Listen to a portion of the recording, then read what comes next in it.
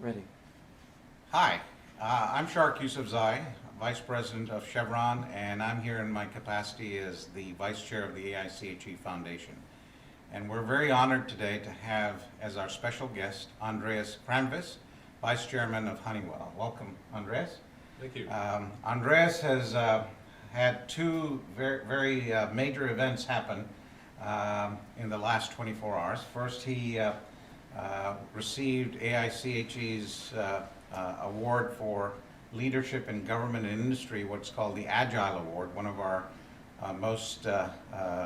the highest honor that we can provide for recognition for sustained leadership in government and industry, in the chemical process industry, as well as overall business leadership. And it's really an honor to receive the award, and I know Andreas had expressed that, but let me just extend my congratulations again. Well, thank you. And just a few minutes ago, Andreas conducted a keynote address.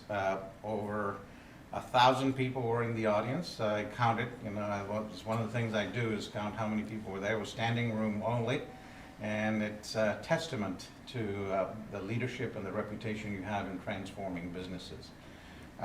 Andreas is, as I said, the Vice Chairman of Honeywell, a company focused on global technology. He has managed companies in 5 different industries. All of them were global in scope, and he has transformed many businesses, not only businesses within the Honeywell group of companies, but really in a whole host of industries. And we're here to get his wisdom and his guidance about transforming a business. So Andreas, I was really moved to see the very systematic approach that you have for transforming a business, and you showed a chart that showed a margin increase from 6% to 21% over the business cycle. So could you share with us what you think the keys of transforming a business are, things that you have maybe described in your book? Yeah. Well, I think it's finding a direction and a methodology and thinking from first principles, Shark, and all the time trying to say, reposition the business with respect to the market. If you don't do that, your margins don't go up. Increase the efficiency of internal operations and fundamentally change the culture. It's got to be a culture that looks at growth, looks at new opportunities, a culture of openness, a culture of achievement, a culture of excitement, and then great things happen as long as the allocation of resource goes in the right areas, and that's basically the methodology that I use. There's of course a lot more detail to it, and there's a lot more difficult times in the execution, clutch times if you like, that you need to get things done, but once you put this capability in place, it stays with you. And you talked about moving from electronics to the chemical industry, and you also talked about the importance of process safety relative to business performance. So can you talk a little bit about that? Yeah, working already in Honeywell, which is multi-industry, there is some tradition of moving from industry to industry, sometimes successfully, sometimes not successfully. So that is a given, but the major thing that I found the minute I walked into this industry was the difference in the plants, the scale of the plants, the fact that they are bespoke, the chemistry is unique in each plant, the risks are unique. So you're not in a situation like you're in the electronics industry that you design something and there is a standard, generally, way of production, which is well understood. The risks are very low. You're using subcontractors for that. In this case, you have to do something which is unique. You have to design something unique. It has never been done before if it's a new molecule. And you have to think from scratch. So I think the onus is much bigger, and then you have to operate safely. So it looms much bigger in any way you look at it in this industry. So Andreas, you have a very distinguished educational career too, Cambridge in engineering and then Manchester in business, and you talked a little bit about your business school teachers with probabilistic analysis, and you said that's fine and good, but it's all about execution and strategy. Could you elaborate on that? Yeah, I think some of the techniques that, and I don't want to run the business school education now because I found it terrific and it helped me a lot in my career. But some of the analytical techniques that are being taught about risk, they're very pertinent to very narrow problems. If you look at an organization, a large organization, the way it behaves every day is not by looking at probability. It's the way people interact, it's the culture, it's the openness, it's where they concentrate, it's whether they work on the economics or playing other games. And taking out that inefficiency, making people task-oriented, working with respect in a collaborative fashion and decisive fashion at the same time to get an economic sort of approach to everything, I think makes a big change. In fact, that's one of the major ways you take out risk, you increase economic efficiency, and get results. Very good. And in terms of all the industries that you've transformed and now doing the same at Honeywell, are there any lessons learned or things that you would have done differently that you would like to give budding transformational leaders some advice on?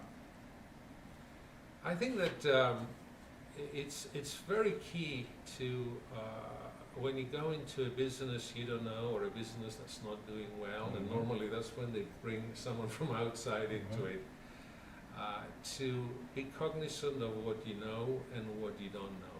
And yet you have to go in with a set of beliefs. I think if you don't have some principles sorted out, you will be lost very quickly.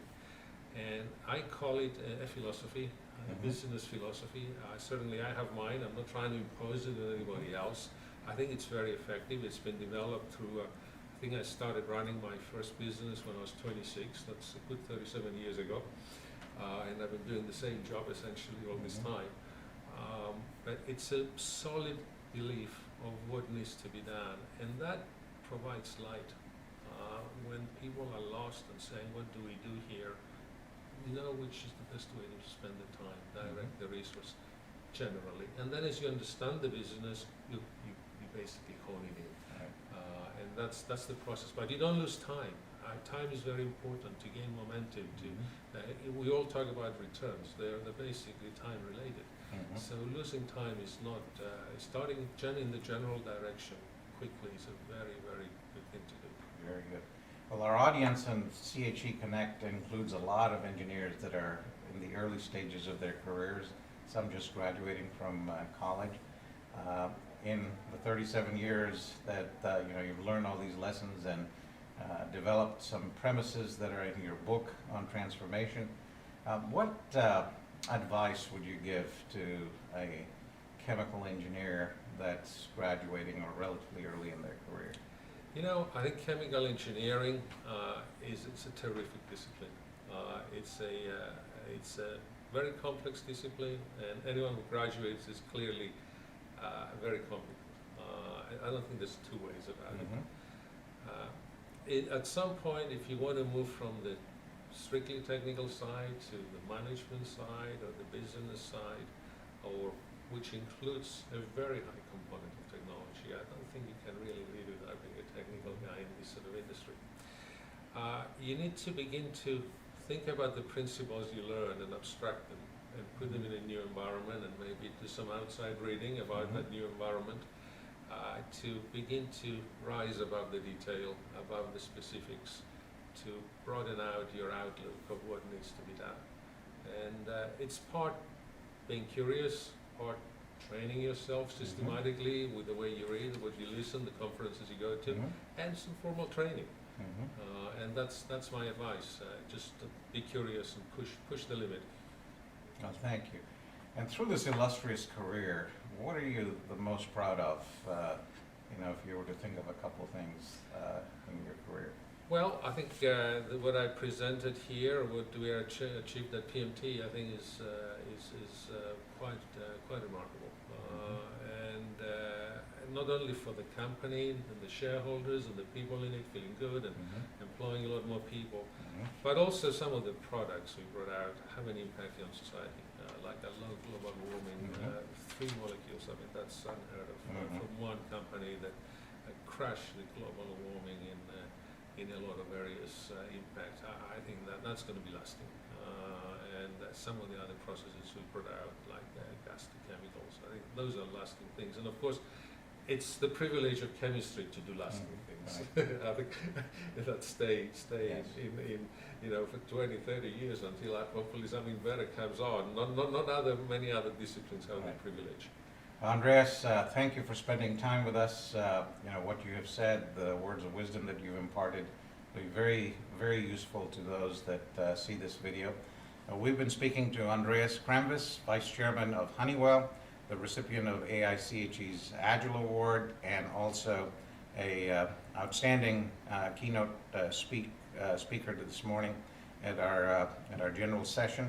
Andreas is the author of a book entitled Transforming the Corporation, Running a Business in the 21st Century, and he really has set the stage on a blueprint for transforming business and making it a sustainable success. Andreas, thank you so much for joining us, and again, congratulations on the award. Sure, thank you very much, and to the AIChE. Thank you.